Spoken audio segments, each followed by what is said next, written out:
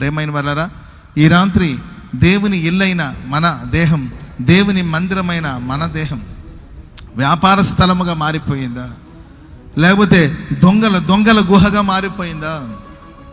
దొంగలందరూ పోగైపోయి దోచుకుని ఒక స్థలముగా మారిందా? లేకపోతే ఒక ప్రార్థనా మందిరముగా ఉందా అని పరీక్షించుకొని, నిజంగా మేరకు అంటుండేవారు కొందరి దగ్గర ప్రార్థన వాసన కూడా లేదని. ఏం లేదంటండి, ప్రార్థన వాసన కూడా లేదు కదయ్యా అని కొందరు గద్దించేవాడు.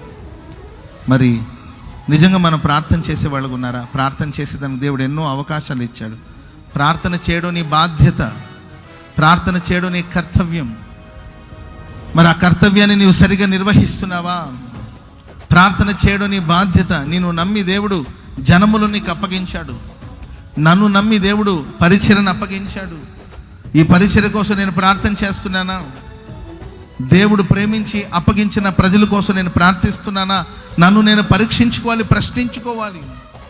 సమాజముగా కూడి ప్రార్థించనే కాదు, వ్యక్తిగతంగా నేను ప్రభు సన్నిధిలో గడిపేటప్పుడు ప్రభు సన్నిధిలో కూర్చొని ప్రార్థించి, దేవా నీవు నాకు అప్పగించిన ఈ సంఘం కొరకు నేను ప్రార్థిస్తున్నాను. సంఘ క్షేమాన్ని కోరి, ప్రజల క్షేమాన్ని కోరి, దేశ క్షేమాన్ని కోరి, ప్రజల క్షేమాన్ని కోరి ప్రార్థించే ఆ ప్రార్థన అనుభవాలు మనకు ఉన్నాయా లేవా?